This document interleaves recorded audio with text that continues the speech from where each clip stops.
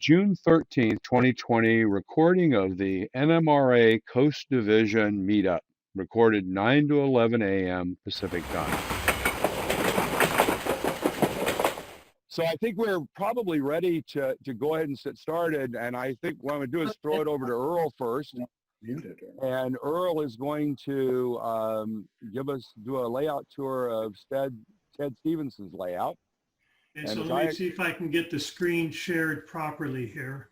I actually have had an opportunity to operate on that layout. It's a really cool layout to operate on, and features some pretty incredible scenery and buildings. And there we are.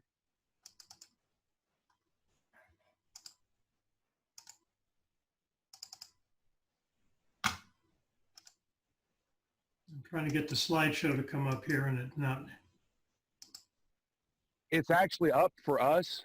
Oh, it is. Okay. If you have two monitors, and the monitor you're sharing, it's up on the other monitor, so you can just you're sharing. Just go ahead and move through it. You're fine. Okay, I turned the other monitor off because it gets confused sometimes. So what I want to do is take you through Ted Stevens' layout. So Ted's layout is over in Mountain View. You're seeing the second slide that says layout information. You're muted, Phil. No, we're hearing we're seeing the title slide. Yeah, you're not advancing the slide. Why don't you just turn on your second monitor? If you physically, it should be okay now if you turn it on. Hang on just a sec as we get past the technical difficulties here. Yep, no worries. Okay. There you go. That did it. We're seeing the second slide. You're great. Fantastic. So Ted's layout's over in a commercial building in Mountain View. It's an HO scale layout. He wanted to be able to run both steam and diesel, so we set transition era somewhere, in the 1950s, something or other kind of thing. And what we're going to do is kind of go through and take a look at the layout. So if you look at this, it's pretty obvious where the setting is. This is the Ohio and Little Kanawha is an interchange. It's a coal hauling layout. It interchanges with the C&O and some other Eastern railroads. We're trying to run mostly steam, but there's a few of these smelly diesels that come in every once in a while also. So before we get into the layout, it's really Ted's layout. Ted is recovering from some minor back surgery, and this is early in the morning for him, so he's probably not on the call. But there's three of us, Ray Lombardi, Paul, and myself, that are the normal Tuesday morning or the Tuesday work crew that are there pretty much every week. And then Seth and then Chuck Catania have taken the lead on a lot of the electronics with the telephone, dispatcher, control panels, and things like that. So if you would walk in the back door of his building, this is the layout as a quick view. It's a folded oval. So it's actually an upper and a lower level. And you can kind of see in the back left here, this is kind of the upper level. What we do for running just display, you can run just the bottom level separately from the top level. When we're running operations, we actually join the two together so that one lap around the layout is 2 laps around the room. So you get, basically 200 feet of mainline running. And, the scenery is really nice. So the operators like being able to, run some trains. The other advantage of having these longer runs is that it spaces the trains out coming into the yard, which makes the yard master kind of happy. So this is a view kind of from the other direction down the layout. So what I'm going to do is kind of an interesting brief history of the layout, take a photo tour of the layout, then talk about some of the things that are kind of specific to the layout. So the layout right now is on the west side of 101 in an industrial building. It didn't start out there. It started out on the east side of 101. And the building that it was in is another, commercial little tilt up. Google bought the building. So Ted was informed that the layout, that he was going to have to move, which meant the layout would have to move. Well, the layout was never really meant to move. So out came the Sawzall. and again, sorry for these, a couple of these pictures, they're older pictures. We actually had the landlord take out a double size window. We cut the layout into chunks, and here's one of the chunks. This is the town of Marlinton, which we'll talk about shortly. We cut the layout into two big chunks and one little chunk, loaded it up onto a 14-foot U-Haul and moved it, I don't know, 1.5 miles into the new building. And then we had this cast of characters come in. I think this was a group from the DCC lunch. About a dozen of us came in and moved the modules into the building that it's in now. And then we started hooking the pieces up again. So if we fast forward to today, the layout's, you know, pretty much put together. I'd say the scenery is about 85% done, and you'll see that it's mostly done, but there's some gaps here and there. Earl, Yeah, can I interrupt for a second? When you did the move, was the room that you moved into larger, smaller, the same as what you moved out of? it was moved into a larger space. So did he build additional sections to fill in between the chunks? Or? Yeah, yeah. Okay, I'm just curious. Yeah, it was, so we moved into a space that's roughly twice the size of where it was. And I'll talk about that later as I remember it posed some operational challenges. Actually, this yard, you know, there was a yard in the old layout, and then there's this yard, which is Elk River, which is the yard we use. We found that the old yard wasn't going to be robust enough, I guess, to support operations on the new layout. So we ended up building kind of a new yard. So as we go clockwise around the layout, this is Elk River Yard, and this is where everything originates from. There's, you know, small engine servicing facility here, but it's mostly classification.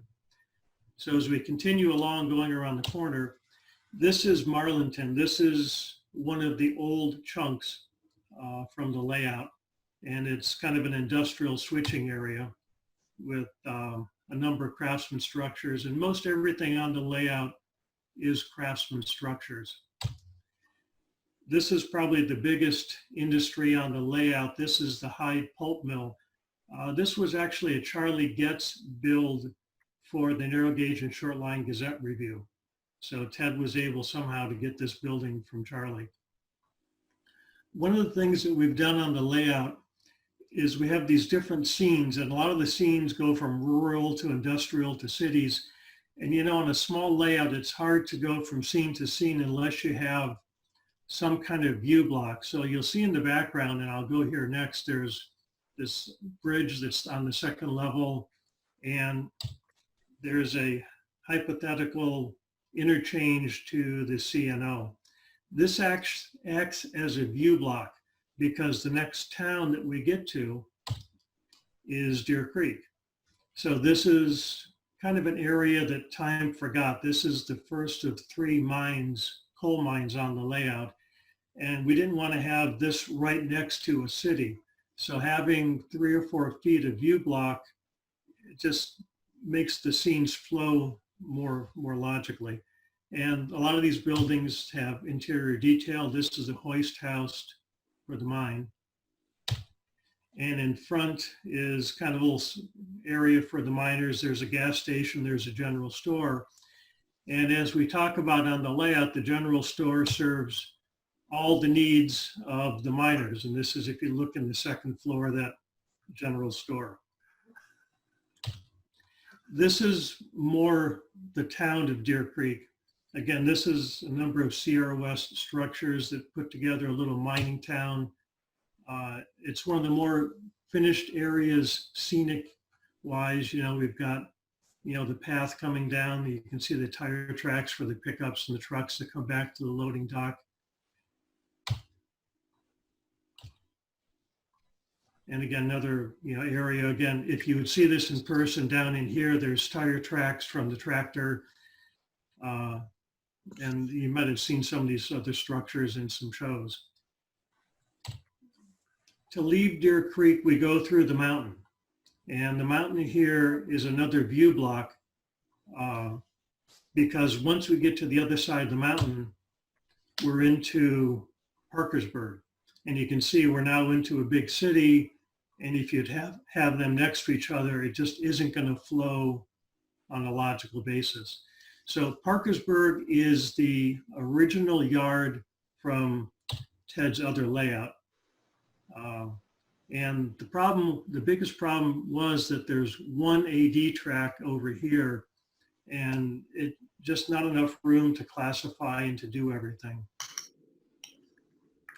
It is a nice yard. He's got this South River Model Works stone roundhouse with his turntable. So we're in the process, as we refine the op scheme, of using the yard more and more. We're putting coal loads into the coal tipple now and looking at doing more and more with the yard. So continuing around the corner is we come up to the town of Quinnamont. Again, this is another kind of mountain town. It has a lumber yard and a number of industries. This is the newest section of the layout.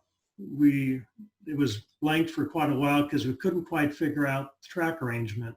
And then Paul Hansen, who works with us, sat down one day and kind of came up with a track arrangement that actually works quite well. What we've done in most all the switching areas is trying to make them easy, but a little bit of a challenge and not make it a pain in the butt. So you can see on this that you back the train in from the main. Most everything on here is trailing point except for one facing point. And that seems to be enough complication to make the switching kind of a fun thing and not make it a pain in the butt. There's a small foundry that you see that's just in the process of going in here. And it's quite a bit detailed. The buildings have interior detail. This is the lumber yard that was kind of, if I back up a couple slides, the whole back section here is a lumber company. So this is the planing mill. This is the kind of the output of the sawmill. You know, Jesse had talked last week about using coffee stirring sticks, and all of these lumber piles, which if we would buy strip wood would be hundreds of dollars. This is about one box of coffee stirring sticks. So it's a great way to build up lumber piles. When we do this, put these scenes together, I go and look at a lot of prototype pictures and things like that for inspiration. If you notice on the fronts of these lumber piles, the boards stick out, and this is actually how they used to get to the tops of the lumber piles. There was a board stuck out every other level or so, and the guy just walked up to the top of the lumber pile. I don't know if that's OSHA approved anymore, but at the time, that's how one did it. This is the other side of the lumber mill complex. And, you know, Jesse had built some buildings in O scale with the stirring sticks. These little addition here and the little maintenance shed here also are coffee stirring sticks. And, you know, they're a bit big for HO, but, you know, they kind of look like a 2x12. So they work just fine. There's a non-operating track back here that brings in logs from somewhere in the backwoods. And, you know, there's some logs in front here that are going to get cut up. And then these are actual logs I ran through a bandsaw out here getting stickered and air drying. This is the other side of the tracks. This is going to be the town of Quinnamont. We're just laying the buildings in and looking at placement. There will be a station right in front here. So again, this is kind of the backwoodsy kind of thing. The view block to go into the next town is these trees that you can just kind of barely see in the background, because the next town is Grafton. And again, it's more industrial. It's not as rural. So we wanted view blocks to separate the scenes. And it's kind of nice for the operators. You know, when you're in there, your side vision is kind of blocked by these view blocks, and you're really in the little town that you're in. Earl? Yeah. The ground detail, the rocks and boulders and that, are those glued down or are those loose? Everything is solidly glued down. Okay, Earl, that structure way in the back, is that N scale? This way back here, Yeah, that's actually HO. then it's on the other side of the room? It's behind, it's behind the upper level. It's, 4 feet away or so. Oh, okay, If it's interesting, this little section, if you're familiar with Thurmond, the town of Thurmond, which is a ghost town out there in West Virginia, I think it is. These are the structures that come up all the time. They're compressed and everything. And Ted kind of wanted them, so we put him in the background. But no, those are HO, Jesse. okay, thank you. Is that track right in front of that building? It looks like a rail going across there. Earl? I don't, say that again. Okay, that building that's in the background, is that track that's going across right in front of it? Yes. Okay, that's what it looked like. I wasn't sure. Yeah, I think I can show you that in another picture later on that makes the whole thing kind of a little more clear. But to Al's point, yeah, everything in here is securely glued down. This may show that building back here a little bit better. That it's on the upper level. There's some scenery needs to be filled in. This, by the way, in the background underneath here that you can't see is staging. There is a 2-track staging yard that runs pretty much along this entire wall. And we'll talk about it again later. It's an eastbound and a westbound staging.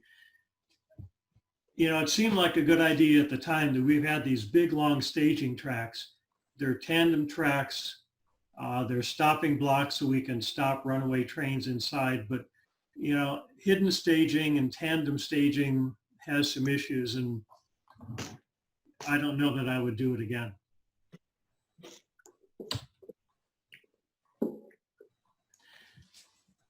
So this is the other small chunk of the original layout that came over. This is the Cabin Creek Coal Company. So this is the biggest mine on the railroad, and this handles about 20 odd coal cars. And there's a little scene that Paul Hansen put together, just this little rural scene that kind of comes around the corner. I showed you the views of the layout from each end. There also is a crew lounge, and in the crew lounge is the town of Ronceverte.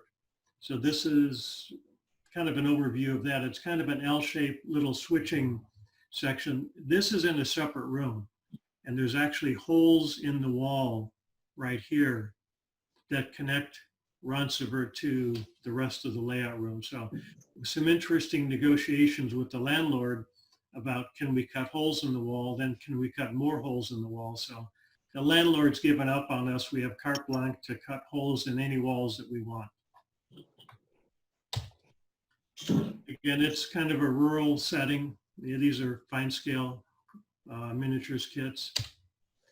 There's a couple of industries this pickup that receive coal. There's Higginbotham's in here, and this big round thing in the background is a prototype. It's from a prototype. It's a coal facility somewhere in New York. There's a machine shop. This has complete interior detail again. There's offices upstairs, desks and drafting tables, and then a machine shop and all that down here on the bottom. It's really something. It's anchored at the end by this Baron Gould cannery kit from Fine Scale. Al had pictures last time of his layout with lights. All these buildings have lights, and you can see over in this little building, that the windows aren't black. And we've put lights in all the buildings on Ted's layout.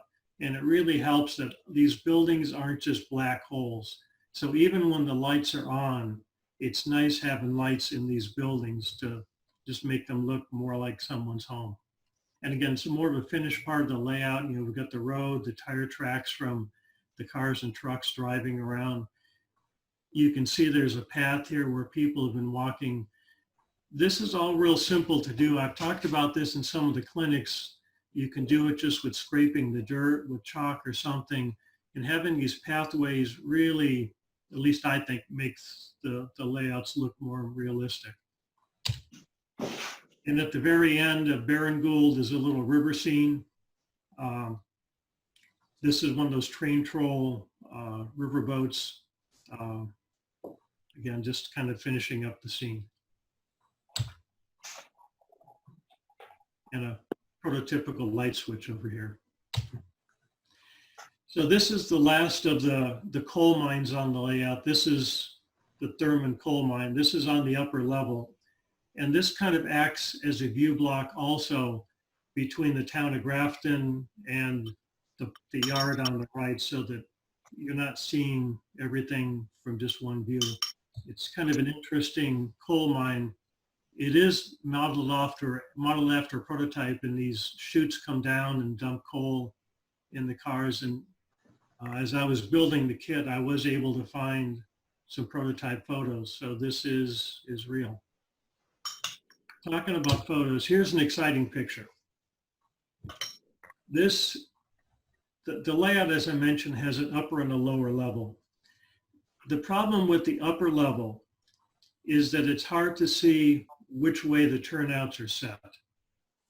And on a lot of these industries, and on this mine itself, and the picture is taken way back here at the throat, you can see that the diverging route keeps you on the main line.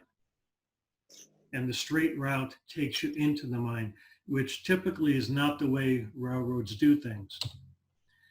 Well, on the layout, sometimes you have to throw the switches, as we've got the control panels up and running. Sometimes you've had to throw the switches with the NCE throttle. So this is turnout number 224. You'd say select accessory 224. Well, then there's this whole discussion about normal versus reverse versus straight versus diverging versus mainline, blah, blah, blah. So we put LEDs by each of the upper level turnouts. If the LED is green, you're staying on the main. If we go over here to amber, you're going off the main. And this took care of all the problems with people setting the turnouts the right way, because, you know, again, there's this whole discussion about normal versus reverse, and there's no real easy solution to it. So I talked a bit at the beginning about staging. We have this whole big hidden staging yard. And this is way over the left side of Grafton. On the bottom level, this is going in and out of staging. This is the mains over here. This is staging. What we started doing, as opposed to burying trains in staging, because we didn't have any indicators on the layout at the time, this is kind of a modified David Parks method, where when the train goes into staging, we leave the caboose sticking out so we know something's there. And when the train would be parked coming out of staging, we would park it so that we could see the locomotive. And that way you know that those sections are occupied. And that works pretty good. At the other end of the layout, this is way at the other end of the layout, the staging comes out over here and actually comes out of this portal. And to make a long story short, we don't have room to have the two stagings poking out of the portal. So we're back to the problem of knowing what's in staging. So what we did is put in a camera. So this is a car backup camera from Amazon or whatever. It costs all of about 40 bucks. And the image is actually pretty darn good. And this is what the camera looks like. It clips onto a license plate, but you see the camera lens here. It's got LEDs. So going backward, the camera is actually right inside up here. Shining down, you can see the red, which is kind of the marker so people know how far into move the train. So this helped quite a bit, that we can actually see what's in staging. The other problem with the tandem staging during operations is you got to move the trains up and down in staging as you pull one out. So the train master, which is Paul Hansen, has to remember to move the trains and advance them in staging. And then you need a way to keep track of the trains that are in staging. So we've got a little clip panel in the front where we have the what the train is, and then these are locomotive cards in here, because again, you can't see the locomotive, and you have to know what the DCC address is to move them in and out of staging. So the other big issue we had as we were putting the layout together is the town of Grafton. So this is the town of Grafton. And Jesse and Pat, these are the buildings in back that you kind of see. So you can see the upper level track here. Here's the lower level track. And you look at this width in here, and this is something north of 2.5, 3 foot. You know, it's probably 4 foot to the back here. And you've got staging, you've got all this. So the question is, how do you get access to all that? So what we did is we put Grafton on wheels. So I'm gonna go backward. You can see down here is a hinge, or a couple door hinges, and you can just see a little caster poking out over here. There's a latch down at this end of Grafton, just a door latch. And you open it up and you can actually walk. It's hard to get a good picture of this. You can actually walk back into here and get up to about here. And you can reach all this for maintenance, for cleaning and all that. And I'll tell you, every work session, we have this thing moving back and forth, trying to get in here to take care of things. So this has worked out to be really, really good for us.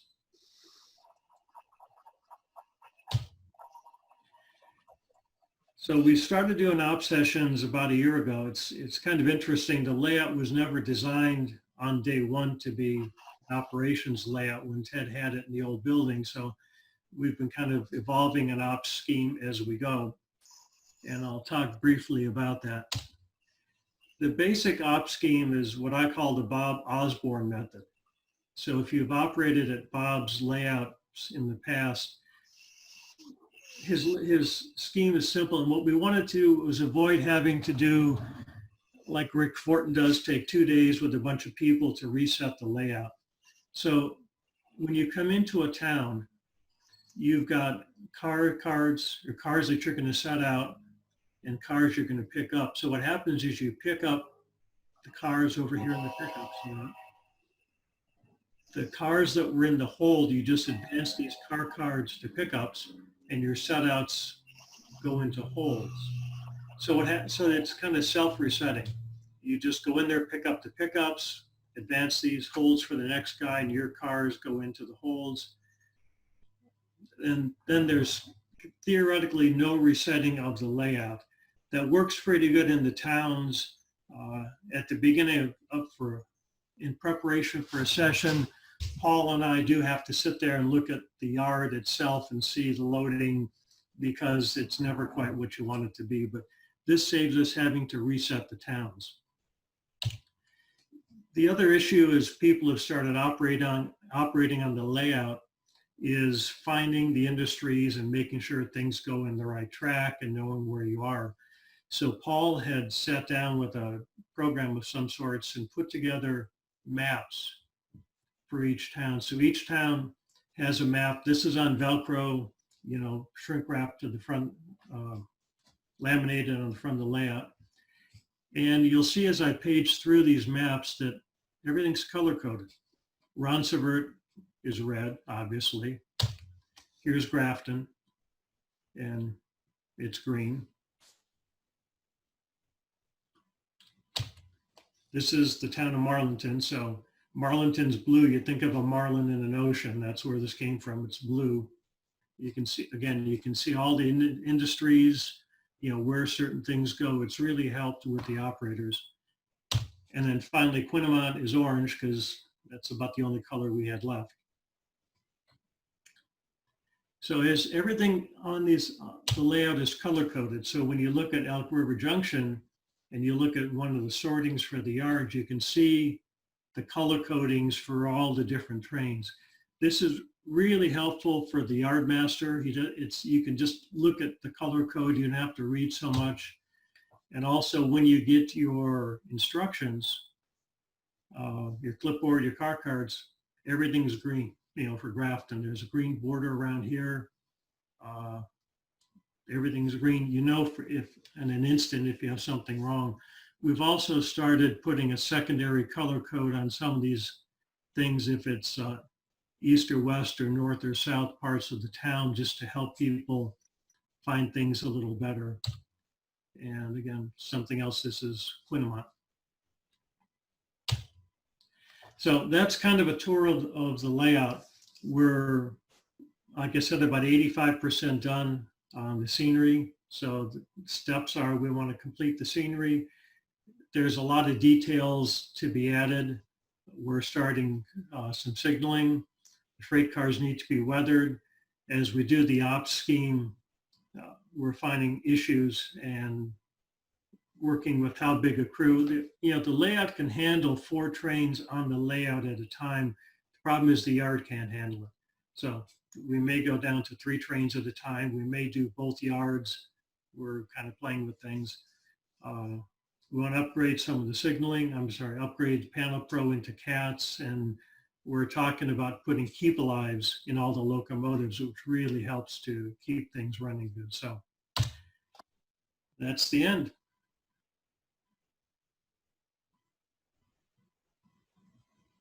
Excellent. And any questions that haven't been asked, comments, thoughts? Great job. Thank you. One quick question about staging. How difficult is it to access staging? I mean, is it a crawl under, or is there some other way to get in there? I'm just curious. Like during an operating session, if you have to get staging. Oh, if I got to get into staging during an op session? Or you're just hosed? We're kind of hosed. I mean, I can, we have gone, and I don't know if it's still showing the PowerPoint or not. Oh, no, I took it off. I'm sorry. Okay, not a problem. Hang on. Go ahead and share it again. You can share again. Go ahead and reshare if you want to show something. Is that showing up? By the way, guys, one of the things you'll notice when I do this Zoom stuff is I share and come back and forth all the time, because we're all on our computers just natural. What's on your computer you want to share with folks. So it's kind of like you go in and you share something. When you get done and you're done talking about that thing, unshare it. If somebody asks again, you can reshare. It only takes a second. Okay, cool. Cool. So yeah, Pat, if we have to get into staging, we're in trouble. Okay, no, that's synonymous. That's just the way it is. It's the way it is. There are re-railers in here about every 6 feet or something. And we're looking at the other yard. I'm pointing over here at Parker yard. We're looking at using that for staging and maybe using it as a passenger yard so that we don't have to get inside there. Again, the only kind of issue we've had with it is just remembering, or having Paul remember, who's the train master and sometimes kind of swamped, is making sure we make room in staging for the incoming train. So do you keep an arrival track that's at the beginning of the session is empty, or the first train out maybe sitting on it, and then you can just use that and stack the trains as they arrive? So You talked about tandem staging type, where you just keep one track, you can run people in, but. yeah, they're an east and a westbound. Okay. So that's what we do with it. There's a whole separate discussion that would be nice, we could do sometime, about how we get an ops session started. And what we've done is trains are pre-staged and pre-built around the layout. We don't have everything leaving the yard at the beginning of an ops session. Otherwise, it's never going to get started. We've got typically a train up in Ronceverte, trains ready to go. And anybody who's done an ops session knows, and I see Seth with his thumb up, getting people going in the first 20 minutes is the hardest part. Once everybody's going, you're fine, but you got to have trains scattered around the layout. And the other thing that does is it staggers the trains coming back into the yard. Because if everybody goes out at the same time and each switch job takes about the same amount of time, which we've kind of done, we've kind of tried to make each switch job in the town take about an hour for the nominal operator. And if everybody comes back in the yard at the same time, the yard master is unhappy. So we tend to use this whole big staging track under here as extra trains. There is eastbound and westbound through freights and things that don't take up yard master time so much, so that we can keep trains running, but not clog the yard. Well, and that's part of the real world. It's not all the trains at 11 o'clock in the morning, not all the trains are in the yard. They're scattered across the railroad. So that makes sense. Exactly. So every train at the start has a throttle for it, a clipboard and everything, so that people aren't hunting for things. It's you're over there, get started. The dispatcher doesn't even have to give you permission, just get moving. How many trains can be actually parked on the staging tracks? And how does the train master know how to keep them apart when he's got more than one in there? So the staging tracks are maybe 30 feet long. We only put 2 trains on each staging track. So this gets back to what I mentioned about the Dave Parks method, that at the end, way down here where the trains, where the entrance and exit are, if it's, you keep the caboose on one track poking out and the engine on the other track poking out, so you know what's in there, and the same at the other end. You don't have multiple trains inside. Thank you. So these are through staging in some cases, or are they all stubs? These are all through tracks. There's no stubs. Okay. How many trains do you run in a session, and how long are the trains typically? So we can run, kind of a loaded question, we can run 4 trains at a time. Beyond that, it just it clogs up the yard.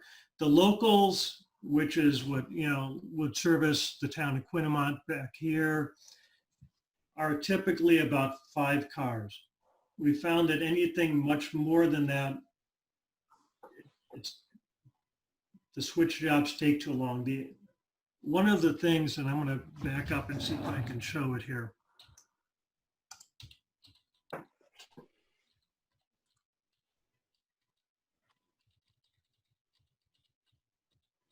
Pardon me while I page through here. So this is the town of Ronceverte. What we did is we went through and counted up the number of car spots in a town. And each town typically has something on the order of 15 car spots. So the thought was that we've divided into thirds. So you've got 1/3 of the switch spots open, and then you're going to switch 1/3 of the cars on the cars you take out, then 1/3 kind of stay there. And that seems to be about as dense as you can do it. We tried, I think, 7 car locals at the start, and it just took forever. And you're switching the entire town. There's no free space, and it just didn't work out. So again, Guy, it's typically 5-ish cars seems to be good. And that also seems to be good for the yard master too. Thank you.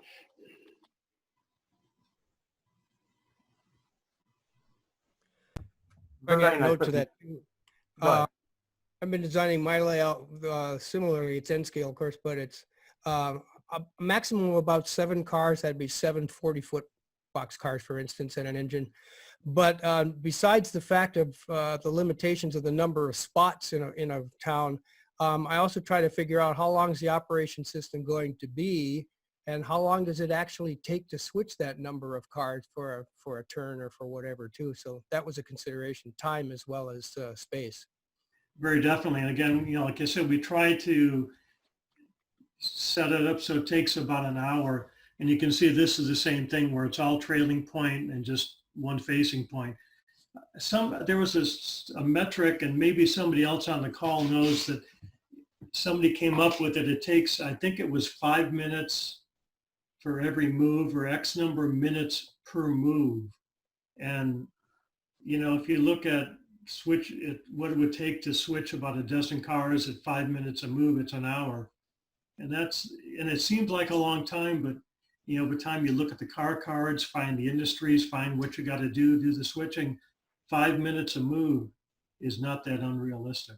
And that's exactly how I did it, was doing a time thing. I don't recall the article, but I did see one that similar to what you mentioned, but I also did my own switching on my own modules to see how it would work. And I came out with around 5 to 7 minutes per move. Okay, so that's for someone that knows the layout. You get people that don't know the layout and the time goes up substantially sometime. Yeah. And that's what's hard, as you guys know, with operations, is that some crews are more, what's a good word, meticulous than others. You know, switch jobs can take 2 to 1, 3 to 1 different So range. Earl, all you're saying is you have the same bell curve of variability of capability on the model as they do in reality on the prototype. Yeah, but the prototype guys switch the same trackage every day. This is, you know, it's like Dave Park's layout, right? We go over there and, you know, you got to relearn it every time because you've only done that. Last time you did that switch job was 6 months ago, and he's changed the op scheme since then. Yeah, I think there's another thing, and you know, in addition to, you know, the prototype having a, you know, more consistent level of you know, competence and familiarity with the towns, is that there's real running time between the towns. So when you're trying to manage the overall operation, you know, if you're running 10 miles, 20 miles between towns, which might be 45 minutes or an hour, your overall time to do the job is somewhat dominated by the distance to travel on the main. Whereas on the layout, you know, you're lucky to have a minute or two mainline running. So it's totally dominated by switching time.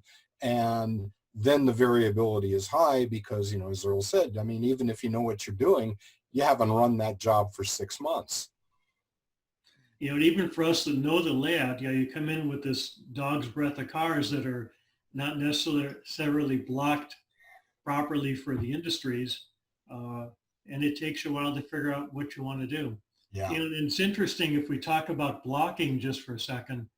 Originally, we were blocking the towns, but then we found out that every switch crew kind of does things a different way. So even some of the ideas of blocking in the yard don't really make a lot of sense. Yeah. And all it does is drive the yard master crazy because he spends forever blocking the darn train, and then the switch crew doesn't use his blocking anyways. And you add to that people who are picking up and dropping off stuff at other spots along the way, and you never know where they're going to put them in the train. Exactly. We don't have too much of that. We do on some industries, but you're right. If they put it at the wrong end of the train, it makes their job a lot worse.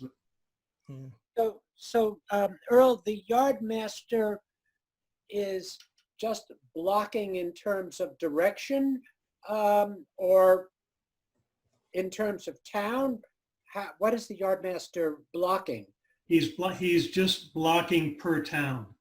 So Okay. each town has a local that services that town. And that's 87% accurate for the layout.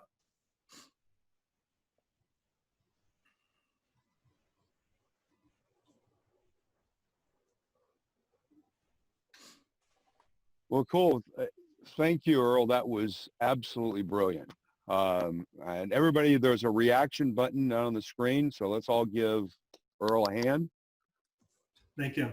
And we really appreciate, that was brilliant. I actually am almost 100% convinced now that having a photo tour is sometimes better than trying to do a video tour, because when you're doing the video tour, you don't talk. You're so worried about holding the camera, you're not talking about the details. I think being able to talk and see the details and taking the time to do that, great, thanks, Earl.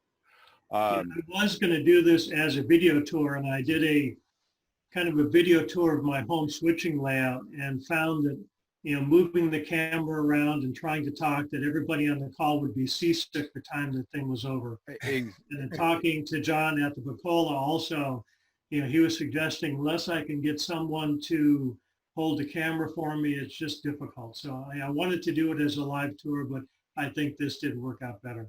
No, I think unless you can get John Abaticola to follow you around, it's just not going to work very well. Yeah. yeah, but I'm not sure there's a reality TV, model railroad TV show in our future.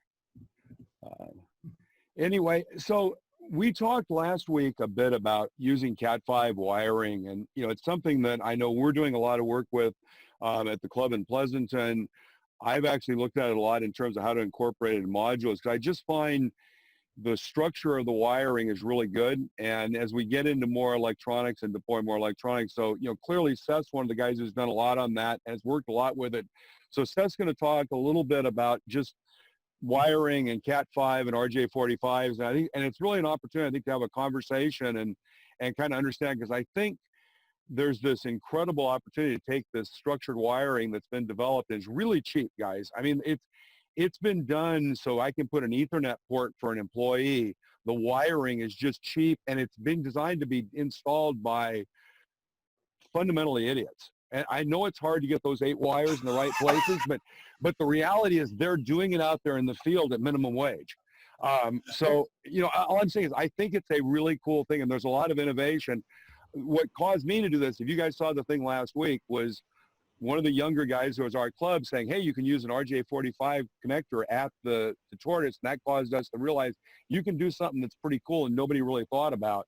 And I think there's a lot of those available. So I thought just having a conversation about this and letting Seth kind of drive it, because he's probably got more experience than any of us. So that's kind of the next section, is really just Seth kind of covering his thoughts, but also an opportunity if anybody's done anything to kind of bring it up and talk about it. Cool. Go ahead, Seth. Okay, thanks. Hang on. Let me just see here. Okay, and I'm sharing. All right, now I have a blank screen. Here we go. You are shared. And I am shared, and let me see if I can get it up here into presentation mode. Slideshows kind of down at the bottom about. Yeah, there we got it. Yeah, there we are. Cool. No, I was just trying to find it, and I have our little strip over on the right. So I mean, Phil, I think, hit the key point, and I'm going to talk through one of the slides a little bit, but the key phrase is structured wiring. That is a thing, a phrase we use in the industry. We have a lot of wiring. In fact, I would say a successful telephone switchboard or PBX installation or a data installation is really mostly about wire management. The phrase I like to use is wiring hygiene. There's a lot of it, so keeping the cost and particularly the labor component cost down. I'm going to have some fun with Pat because, I've worked with him forever in the communications business also, and he's very good-natured about it. But, the good news is this isn't complex. It can't be because, as Phil said, phone men have to do it. There's a reason I deal with fiber optics now instead of copper. That's right, because you can put that where the sun don't shine. You got it. They call that an endoscope, but that's basically Pat just doing his job in the normal way. Anyway, communications cable. The takeaway here is this stuff is easy to use. It's cheap. There's all kinds of goodies. Did you advance? I think, Seth, I'm not sure you advanced the slide for us if you advanced the slide. We're still seeing there we go. Yep, that's great. Right. That's great. Okay, so what is it BBC says? The main points. It's ubiquitous. You can find communications cable anywhere. It's inexpensive. I was just looking at Amazon last night and I saw 1,000 feet of Cat5 for as little as 4.5 cents a foot. 25 pair, which is heavier duty, can be used for consolidation. Originally, it was used for office telephones back in the days of buttons and hold, but it's still good for trunking, running a bunch of cables back to a central backboard, and it's still pretty cheap, $1 a foot with connectors, considerably less without. Also, this stuff is really rugged, so if you're a scavenger, are one of those clever guys like Mike O'Dorney who always seems to be there when somebody's getting rid of something useful. You can pull this stuff back out. The telephone guy who's wrecking it out was just going to take that copper over to the scrap place and sell it for scrap and get some money to fund the cutover party. If you get there first, $20 will get you all the Cat 5 you could ever need. Because all he really wanted was a case of beer. So Cat 5 is also available. That's your 4-pair or 8-conductor wire, connectorized or unconnectorized, so bulk or with connectors. Many styles of jacks are available, so you can always find an easy way to make a pre-connectorized scheme. We'll talk more about handy adapters. And once again, it's all about wiring hygiene, and here I am reading the slide at you, but these are, the key points. Just one quick comment before you leave that. One interesting thing about bulk cables, you can buy 10 3-foot Cat 5 cables on eBay for $5-7, something like it. They're cheap. Yeah, absolutely. But the really cool thing is you buy 3-foot cables. Those are actually 20.5-foot termination cables. You just cut them in half, strip them, get the connectors out. You now have a cable on one end. The other end is ideal to go into any sort of little terminal blocks or to solder onto something or anything. And you now have just containers. And by the way, that wire can be 1.5 foot, or you can buy 30-foot cables and cut them in half and have 2 15s. So, if you've got to run, it's really interesting. You can buy this stuff and chop it up and it becomes really functional. And it's designed in a way that it makes it really cheap to have stuff. So in other words, if you've got to make a whole bunch of cables to run from your panel out and you've decided to use an RJ45 jack at the end, instead of putting 200 RJ45 jacks on, buy 100-foot cables and cut them in half, and you never do jack work again. And if you decide, if you need a plug, the plugs and the tools are, again, available in any big box store and inexpensive. So, if you need them on Sunday afternoon, it's not a problem. If you can plan ahead and buy them from eBay or Amazon, they're really cheap. The cables are generally 22, 26 gauge. So they're actually really good for signaling wiring even over distance. You won't get voltage drop or anything at the voltages we're running at. Boy, you're talking over my slides, man. I'm sorry. That's okay. All kinds of cool stuff. Just to give you an idea, if you aren't familiar with this stuff, and I borrowed a few of these from Phil's presentation, but you can get patch panels. They typically bring all 8 wires full through, so you can move things around. I mean, that may be important in a modular or sectional layout, which is subject to being rearranged. It's handy for troubleshooting. If you think something is bad, you just unplug it and see if the problem follows the cable or stays there. So it makes for easy debugging.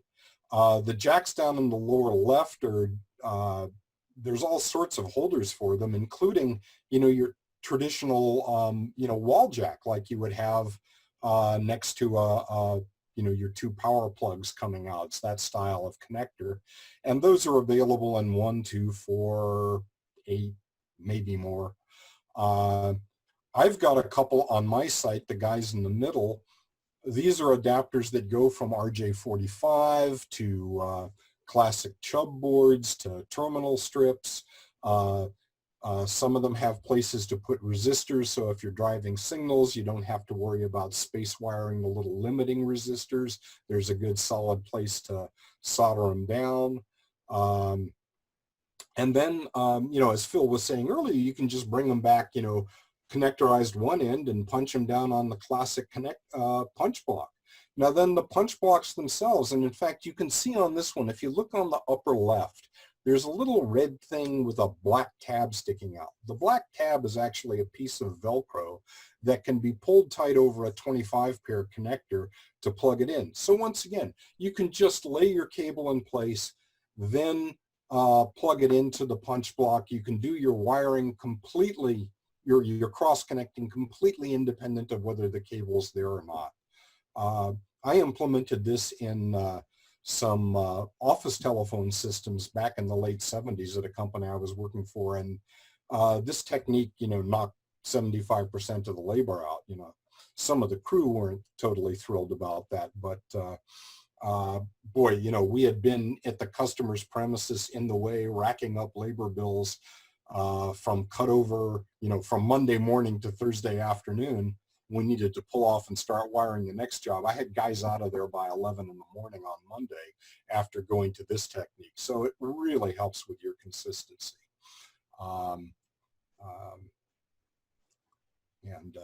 And Pat, as a union guy, doesn't approve of that, by the way.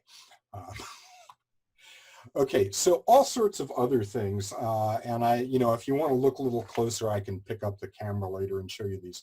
But in the upper left, there's a little plug that you can see that little green Phoenix connector. It has screw terminals on it, so you can actually just field terminate with screw terminals.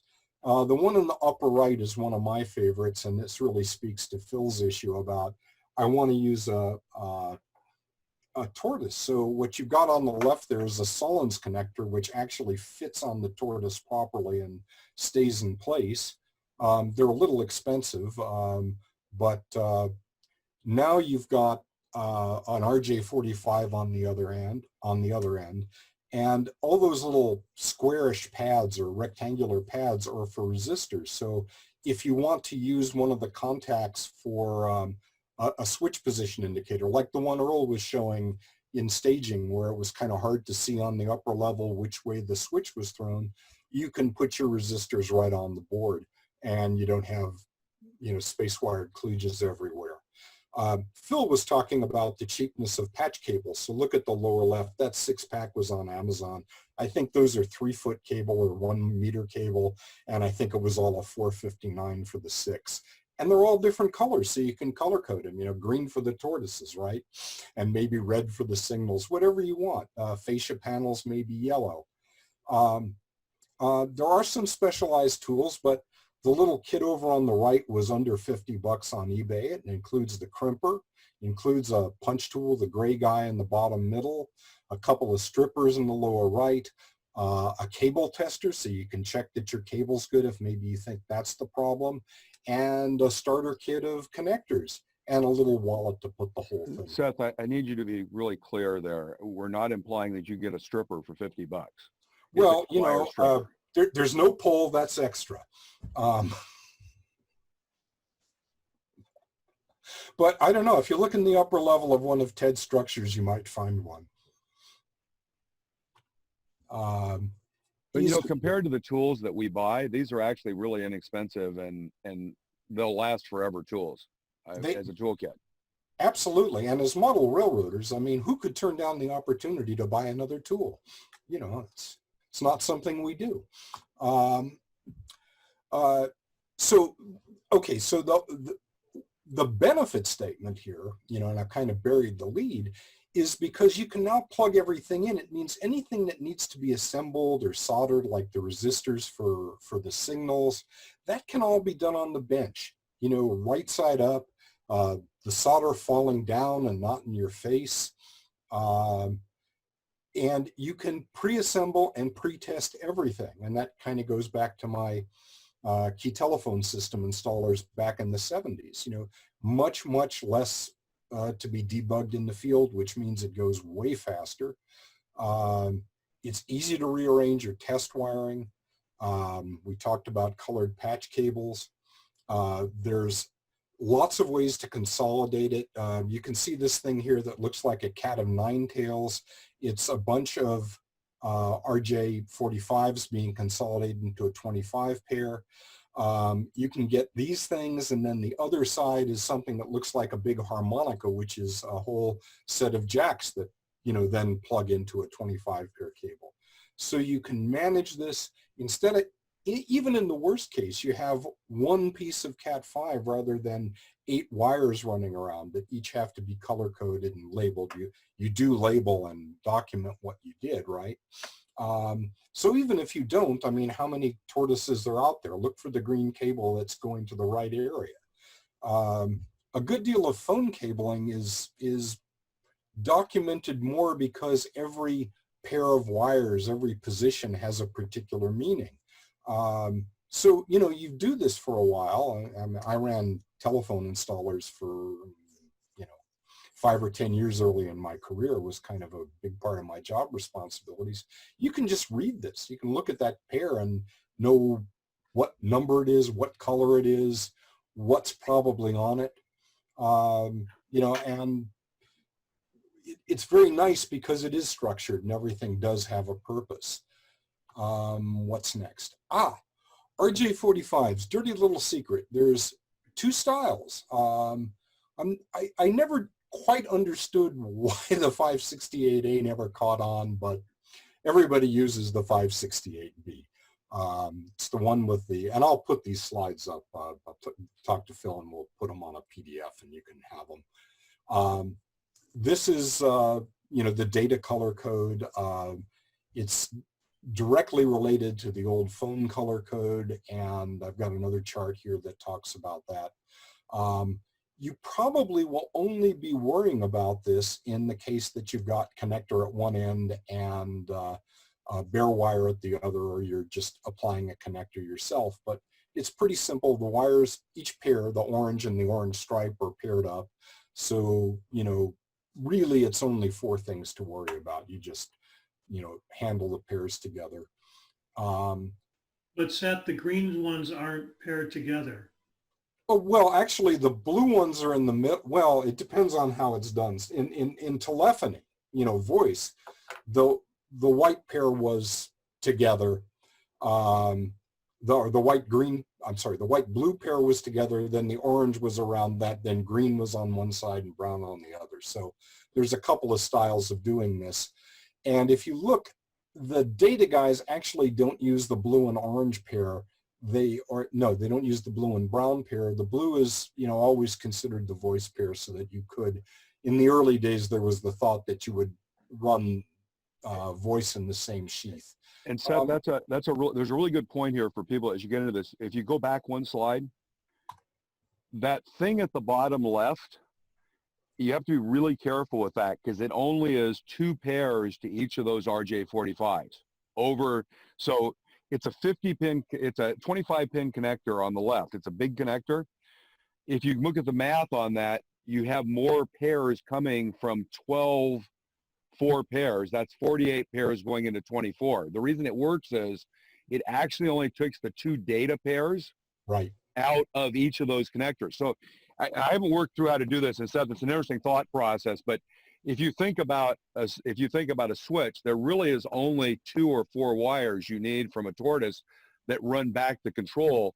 Probably a couple more are for the local frog. So they really don't need to go back. So there's an interesting thought about how you could use that in some of these systems. But just one thing, as you look at this wiring, what Seth just said about only 2 pairs are used in data is really important, because a lot of these devices actually take advantage of that.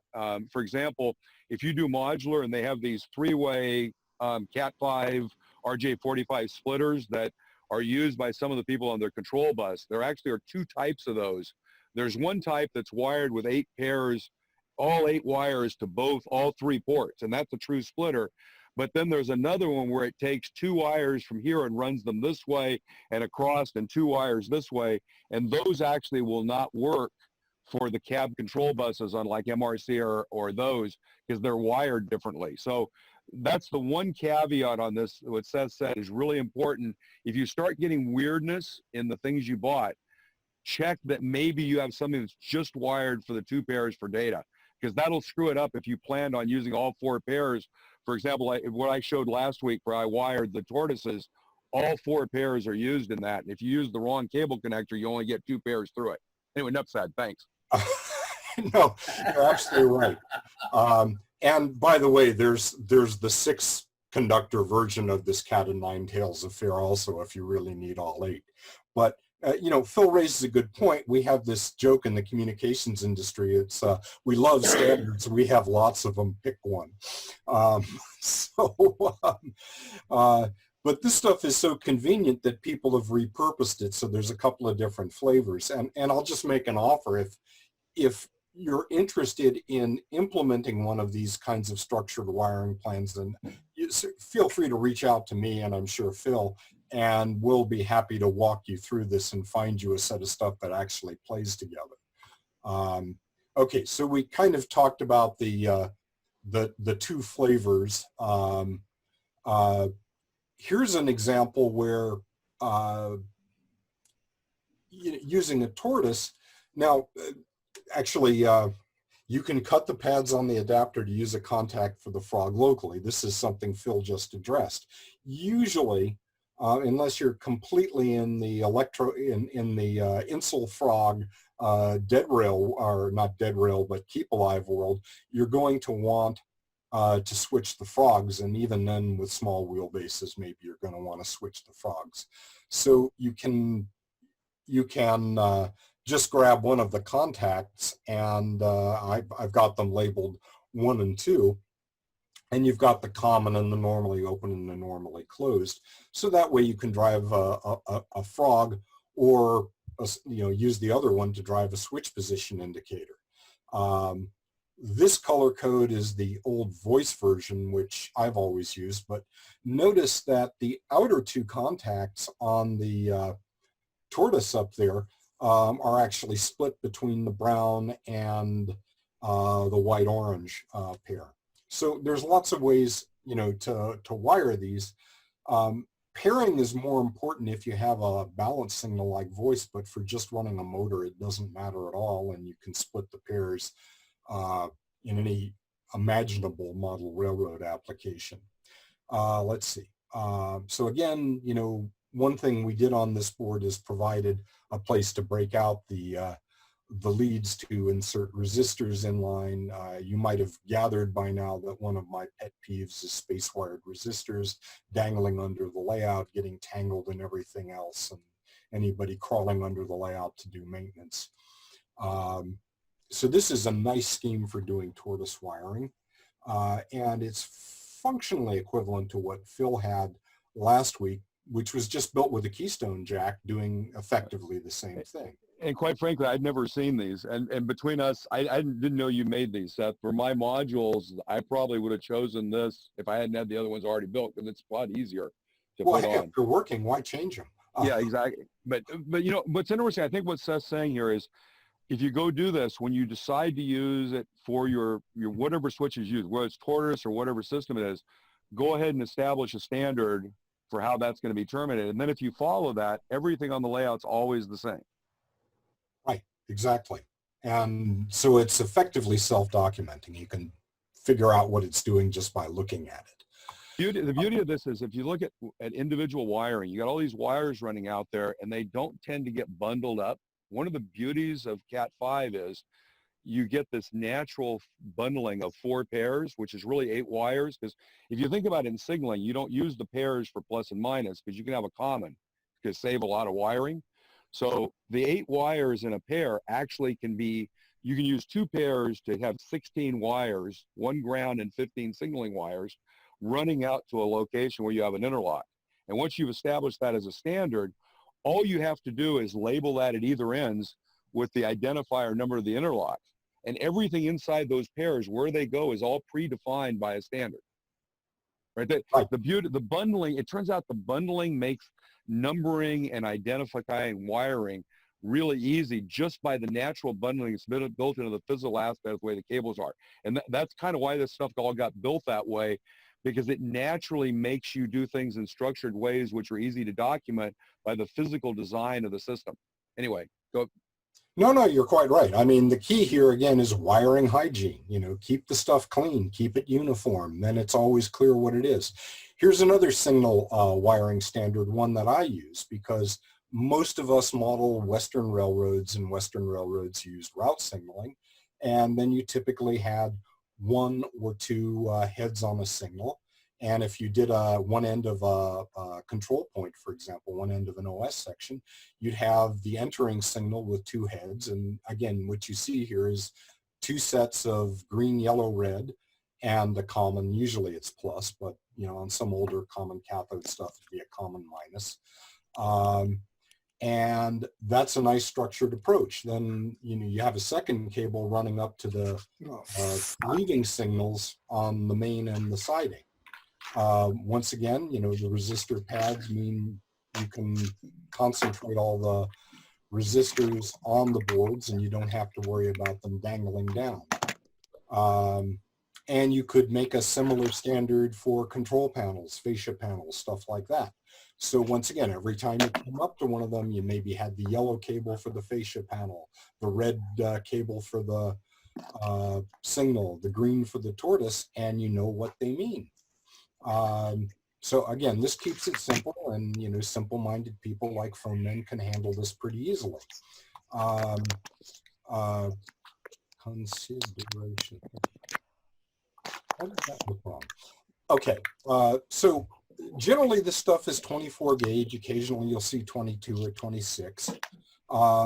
That works out to about 26 ohms per 1,000 feet, or 272 ohms per loop mile. For most of our purposes, that's negligible resistance, so you don't really have to worry about it. I don't know that I've ever actually seen a run on a model railroad more than 150 feet. It's generally considered safe to run up to 600 milliamps through 24 gauge. So, any reasonable load. The one suggestion is twin coils. I would suggest putting twin coil drivers close to the coils, just because when the motor throws and then the magnetic field collapses, it produces a pretty nasty spike. And the longer the wire driving it, the better an antenna you have to radiate that into everything else. So there's lots more to do on that, and it's a different discussion.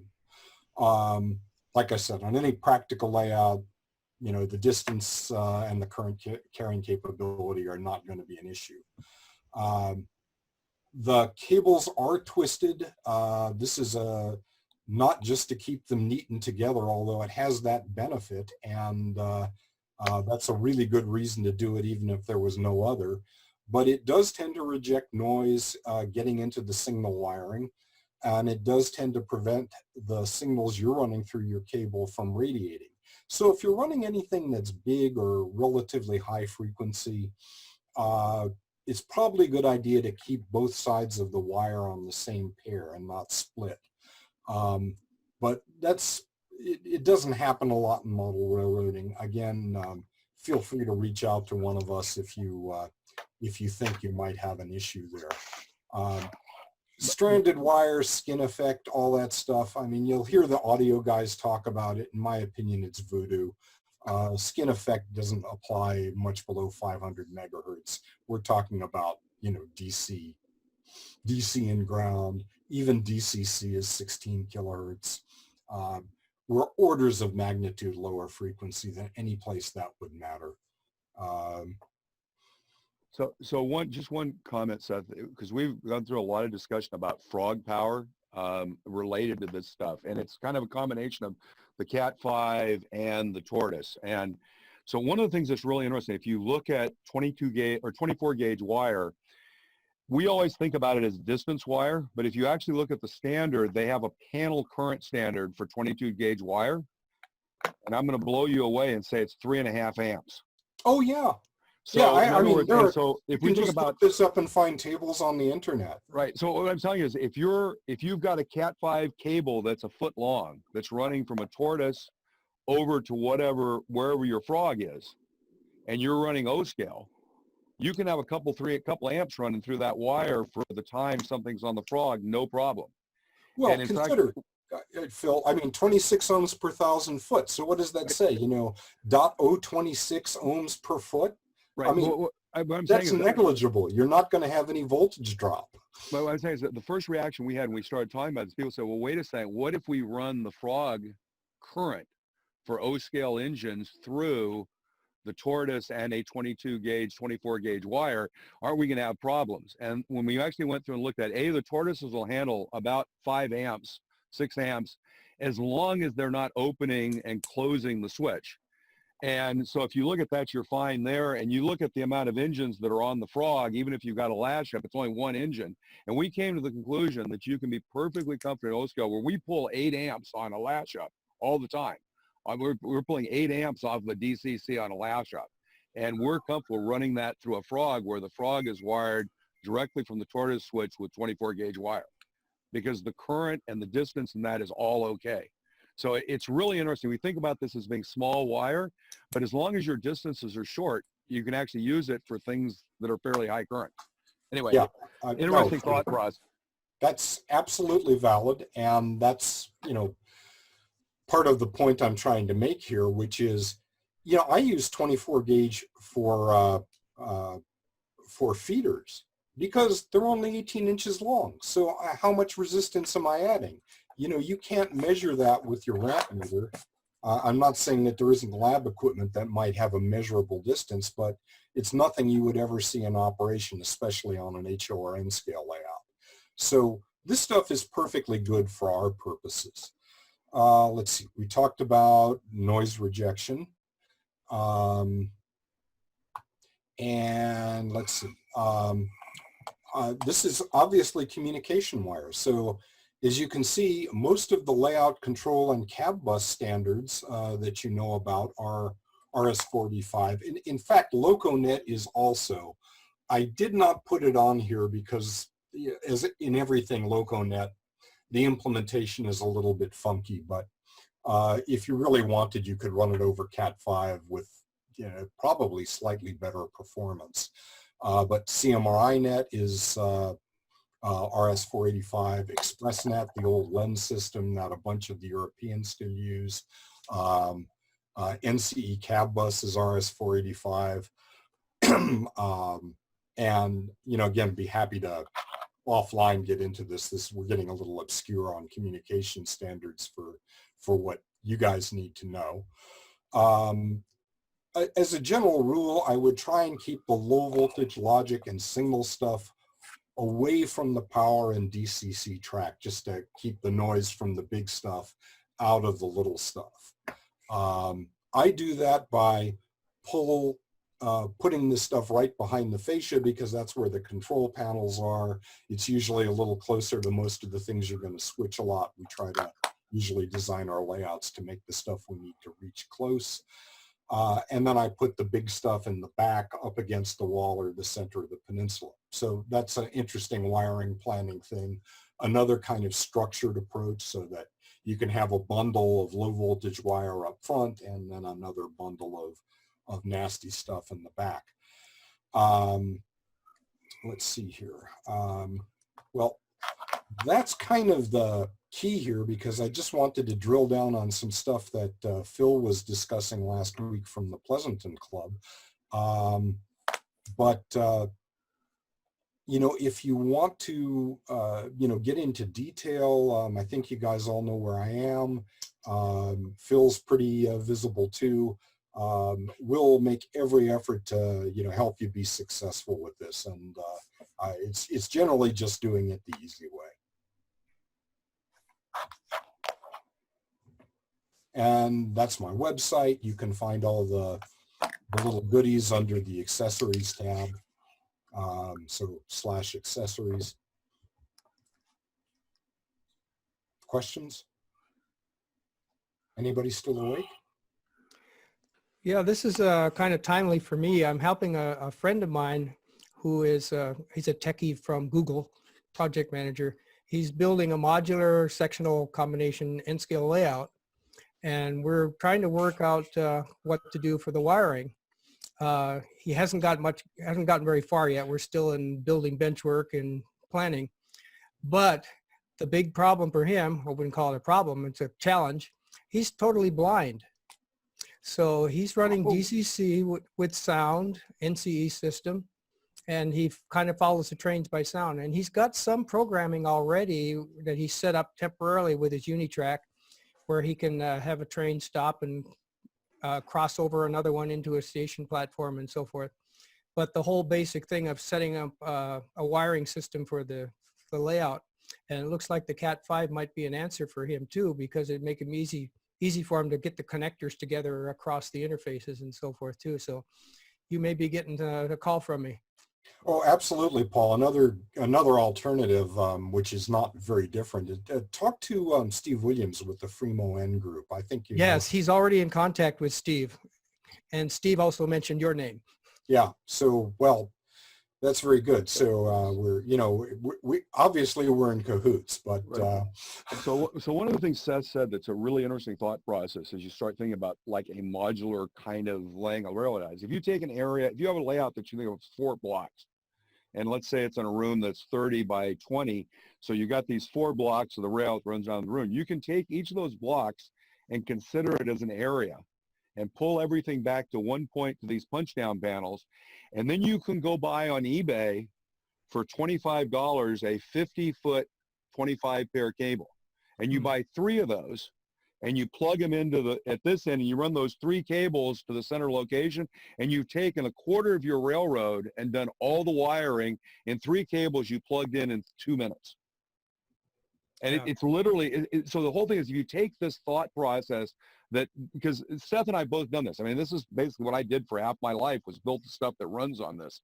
And there's a way of thinking about that is if we apply it to model railroading, the beauty of it is, you know, you look at a wire anywhere on your layout, you know exactly where that wire goes on the other end because the structured wiring tells you where it ends up. And see, that's the problem is I'm building a 50-story office building and each floor has 300 offices on it. And I've got to know where this wire goes because Bob's complaining his computer doesn't work. That's why this structured wiring, the documentation, the structured side is more, not so much about the wire, it's about the documentation. And by the way, what I found on virtually every layout I've ever looked under is it wasn't documented. I mean, most of the ones that are built, and part of it was that we just went at it and wired it. The beauty of this is the products actually make you think through the hygienic wiring, as Seth said. That's what gets me so excited about it, because I think that's one of the biggest problems in having reliability in railroads is we do great work, but it's randomized, and this makes you be very structured. Anyway, enough said. yeah, I mean, that's the pitch, wiring hygiene. It's all about wiring hygiene. Once you do that, you know where things are, you know how it's supposed to work. It's very easy to isolate the faulty unit and either wire around it or replace it. So, you know, works great, easy I mean, we don't have as many moves, adds, and changes on a railroad as we would in an office phone system or data network, but all of those things lead to easier maintenance.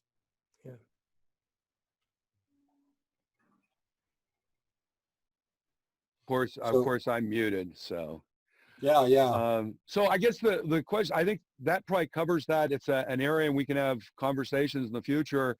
So anyone, before we're kind of almost getting close, we had good content this week. Does anyone have anything they want to share? Yes, I good do. time to share. I have an item that's related to wiring. I've had issues with applying power to frogs on turnouts. There's a product called a frog juicer, which you can use very effectively. It works very well for powering frogs, especially on a number 6 turnout where you have frogs of some length, and that's quite a dead spot. Some locomotives, especially short wheelbase locomotives, don't like those turnouts very much. So there is a product, you could solder wire to frogs using heat, but I've had problems with that because on some turnouts, especially I have a 4-way crossover, the frogs are in such an area that if you you have to put a considerable amount of heat on that track to get the solder to flow. So there's a product I found, and I've used it successfully over quite a long time. It's called wire glue. This is, I don't know if you can see this here. Have you used this? It's carbon and a binder in a little thing like this. It's a paste form. It's black in color. You have to make sure your rail is, or whatever you're soldering, make sure it's shiny, bright, clean. And take a little bit of this on the end of a paintbrush or a toothpick and kind of smear it around where you want the wire to stick, and put a little bit on the end of the wire. And I use an alligator clip or something to hold the wire in place while this stuff is setting up. This has to set up overnight.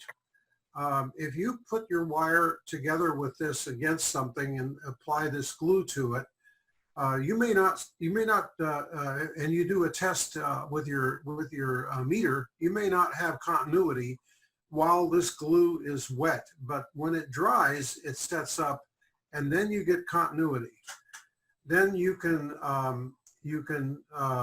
make the joint even stronger by putting a little drop of cyanoacrylate glue on top of the thing. That's after it's dried. And I've been using this thing successfully for years on frogs and other areas of track that I wanted to power and I didn't want to use heat. Works very well. So just called wire glue, made by Anders Products, if you're interested in looking for this stuff. An alternative is also silver epoxy. Oh yeah, yeah. I mean, it's a little messy because it's a two-part thing, but it has the same characteristics. It sets up overnight. When you first apply it and you put your voltmeter across the bond, you won't see anything, but once it starts to cure, resistance drops to zero. So good technique. Also, for both of them can be used for come on, Seth, you can do it. Resistors on wheel sets. Here, There guys, you this go. is, I just threw up, this is an Amazon search for wire glue. And that looks, I think that looks a lot like what you have right there, but maybe a different brand. I don't know. Well, that's it. I think it's AP Products or whatever. It all works the same way. Yeah, but the point is that I never knew this stuff existed, but it's really clear. It's easy to get and it makes a lot of sense. You just put conductors in the glue, and when it sets up, that's a great idea. Brilliant. And you'll also find the epoxy. So there are a couple of good products for you. And I'm sorry, I lost who was, Al was talking about this. Cleanliness. You've got to get in there clean. I use a wire brush on a Dremel myself, but you use your favorite technique to make sure it's well prepped and there's a little tooth.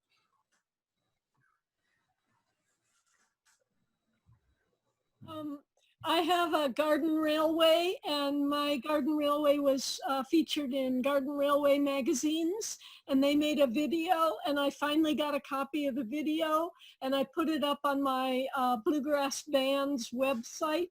If any of you would like to see it, it's 6 minutes, and you just go to freshpickedband.com, and it's on there. And if you want to email me, it's metronome7@aol.com. Joyce, if you'd like, you can go over, if you click on the thing at the bottom of your screen where it says chat, you can actually enter in the chat window those addresses, and then everybody can just grab them from the chat window. Okay. Cool. Excellent. Totally off topic, but I gotta say I love that email name as a musician. Yeah, me too. I'm also a musician, and I'm gonna check out. Have you got some audio videos of your stuff online too? I have my own band. I've played all over the world. I play acoustic bass, smallest one in the band, biggest instrument, go figure. But That was me too. I was a tuba major. Okay, so I'm going to share some kind of modeling, but non-models. So I had a space on my workbench where I had, wrong thing. I had put at one time one of those Harbor Freight little drawer things with all the little drawers. And the problem was it was back in a corner. It was hard to get to, and it became just a zone in front of it. So I actually built this about a 2-hour rack. Big Start came over and helped me spend about an hour building a little rack here, which really cleans up the workspace. But that really wasn't what I wanted to show you. I wanted to show you this. So this was about an 1.5 hour project. I had some leftover Luan plywood in my workshop, some 3/4 plywood and some other plywood. Basically, this is a 64 piece rack for doing wood. So it's done. These are done. You just cut these on the saw, piece them together, then build a box around it. Said it took about an 1.5 hours. The way it's done, you'll notice We've got 1 to 12 here on these sides, and that's the wood that's in these racks. By the way, I bought a big box of wood at one of the NMRA auctions, so that's why there's so much wood in here. And then actually what's interesting is you only use half of a square when you do an indexing system, because you only need one side of it. The other side's exactly the same dimensions. What I've actually done is fold it over and use these bins, and they're all sized for the larger dimensions. So I can get up to 12 by 24, 16 by 16 size boards in here. And it's a 1 foot square for all of your wood. Are those numbers, are those indicating scale dimension? Yeah, they're scale dimension. It's So O like scale. 1 by 2, 1 by 4. This is all O and it's O scale. So for example, these little boards right here, this is a 2 over here. So those are 2 by 2s. These are 1 by 2s. I don't have any 1 by 1s. These are 3 by 3s. These are 4 by 4s. These are 6 by 6s. And you kind of, if you go back and look at the top view, here, hang on, let me go over here. Yeah. You can kind of see how big each of the bins is. I have some longer ones I bought, and I've stopped buying anything over 16 inches because it's not realistic to use at that length for modeling because trees just don't get that big to cut wood out of. And secondly, it makes the bin high. So I'm taking all my longer ones. Actually, after I took these pictures, I took all the longer ones that are sticking up. I cut them in half so they're all reasonable size. But it really bothered me. Every time I wanted a piece of wood, I was digging through this pile of wood, and I saw these really cool racks, and I figured out, why couldn't you make one of these quickly? So if anyone's interested, I've got a bunch of pictures when we made it, and I can put the pictures online and kind of about how it's made if there's interest.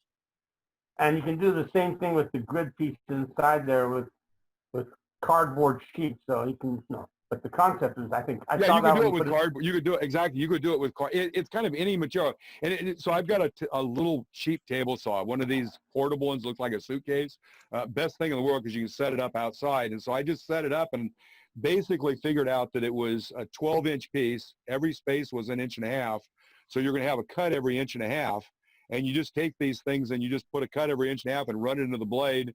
And Dick, who was a shop teacher, told me you put a little mark down on the rip blade where you want to push into, and you stop every time there. So you just cut the slots in so they go together like this. And once you just cut all the slots, then you just take them and piece them together and build the box. It really doesn't take very long. And for me, that was a real problem, having all that wood laying around. The only problem is, do you do the same thing for styrene if you've got a lot of styrene? So, but you all of a sudden have, from a storage perspective, it's just such a great way to store it and be able to get to it. So, enough said. I saw that last night when you had it on Friday Night Modeling. I was going to ask you about that. You beat me to it. It's a great idea. You use that with styrene, with any number of items. Exactly. I struggled thinking about building it, and I thought, well, you could do this way, but I struggled because it's kind of one of those kind of, and after building it, it really is a lot easier than it looks.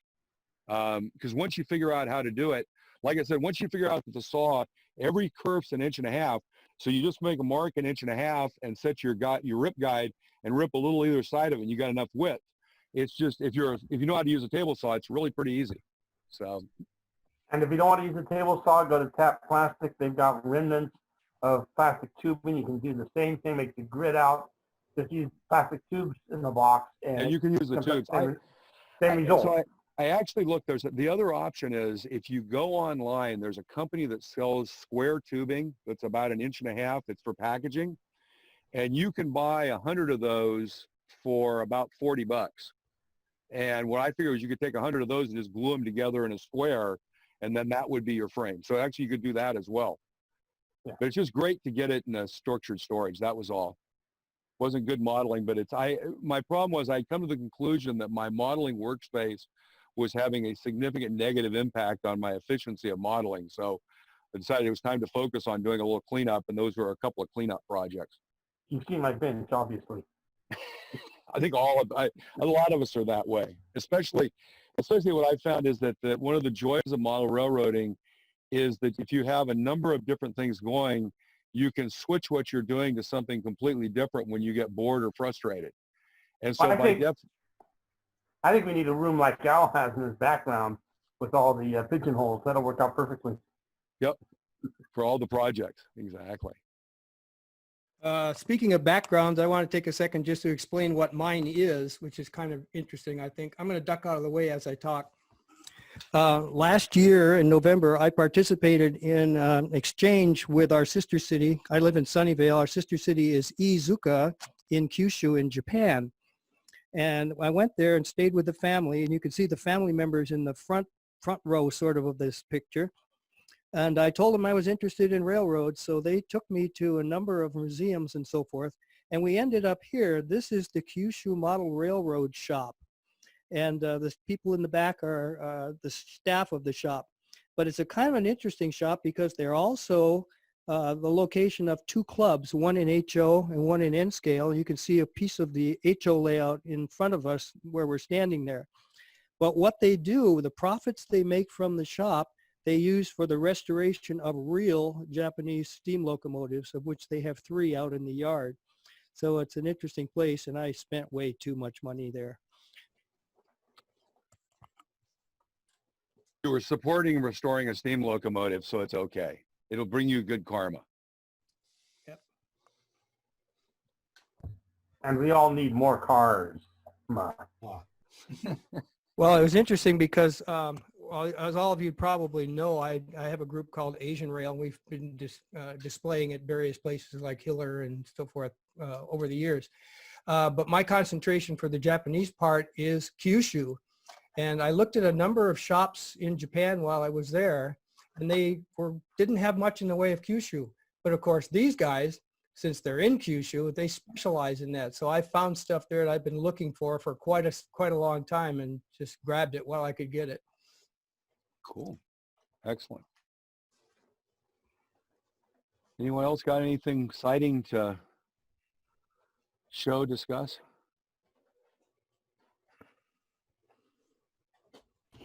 Oh, there it is. I'm going back, actually leaving this Zoom session. I found you can't be in 2 Zoom sessions at once. I'm attending the virtual RPM that's put on by a lot of the prototype modelers back east at the moment, and we're just taking a break. So I thought I'd just Zoom in here. So Ken, anyway. if that's something that's open, one of the things is, why don't you put it up on the thing if people are interested? It's not an open. It was it's a closed thing that you had to. They only had slots for 100 people. Yep.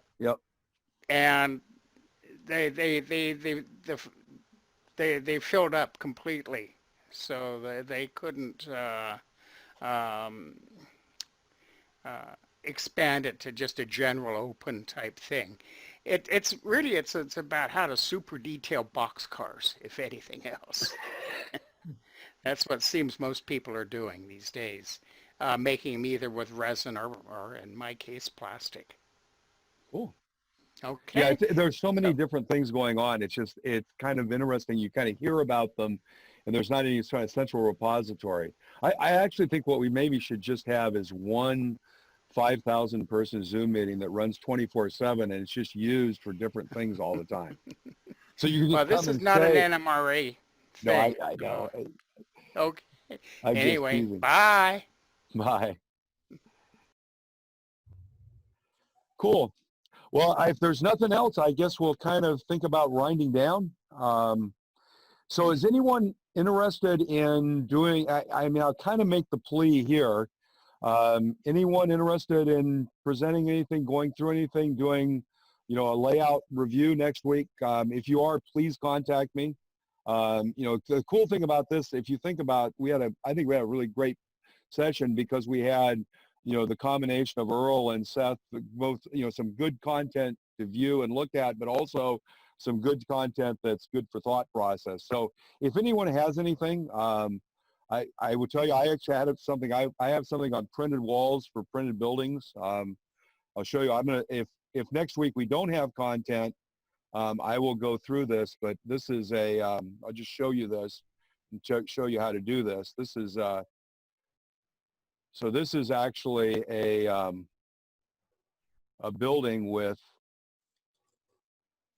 the walls are all printed with all the detail pre-printed, and you just cut them out and glue them in after you do the building. So doing the interior of this building took about 40 minutes after it was done. And when you look through the windows, because of the way it's viewed, everything on the walls looks really good. Everything there is just printed on the walls and pre-built together. So next week, if we have time, we'll go through kind of how you can do that for your building interiors. This is an ON30 building that's up actually on an I side on an I level on a module. But I'm really looking for content for next week for folks who have things to spend a half an hour talking about.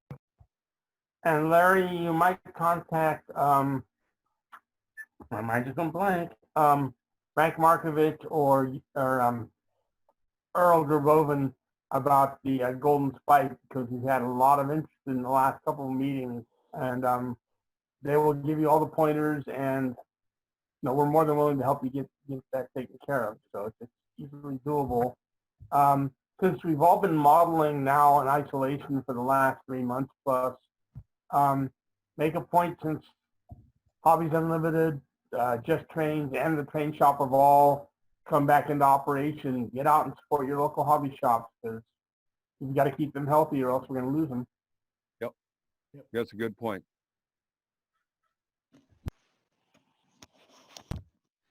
And in spite of Dennis being cranky, he was actually civil the last few times I've been in there. Yeah, and by the way, the Golden Spike thing, and it's a fun thing to do, and take a it's a little bit of documenting in that, and it's great. I was seeing about 3 or 4 people have shown up in the past week that are going to do it.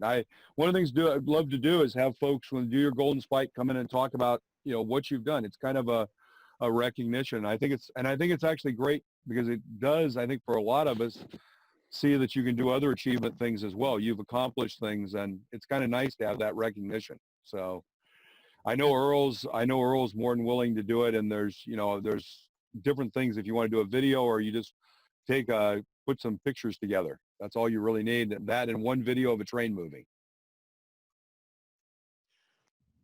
Excellent. One thing about Just Trains, they're still only open by appointment on Tuesday, Thursday, and Saturday. Local restrictions still have them closed for open door. I don't know what Contra Costa is. Alameda County, I believe, has ruled all retail establishments can open on, I think, Monday. Well, Just Trains is in Contra Costa. That's what I said. That's what I'm saying. I don't know how Contra Costa is, but Alameda, I know Alameda has been pretty restrictive. And my wife was just telling me, she read the orders because her nose work thing, she's trying to get our groups back together. And she said, all retail establishments are going to be able to open as of Monday. So at least in Alameda, and I'm kind of maybe Contra Costa. So I agree 100% with Pat. Let's get out there. In fact, I was over at Just Trains yesterday. Or not Just Trains, at Hobbies Unlimited. So. And Larry, I will be more than happy. I believe my email is still on the call board. But if you have questions, specific questions, shoot me a line, and I will be more than happy to answer specific questions. I'm not around during the day. I have that W thing that still I have to go to. Because a few of us actually do go to work, but 4-letter words. But yeah, I'm more than happy to pass on information, ideas, thoughts on things. Like I said, Earl's good for that. Frank Markovich is good for that. I'm sure Dave Conley would be willing to answer questions if you shoot us emails, and or use the telephone if it's acceptable.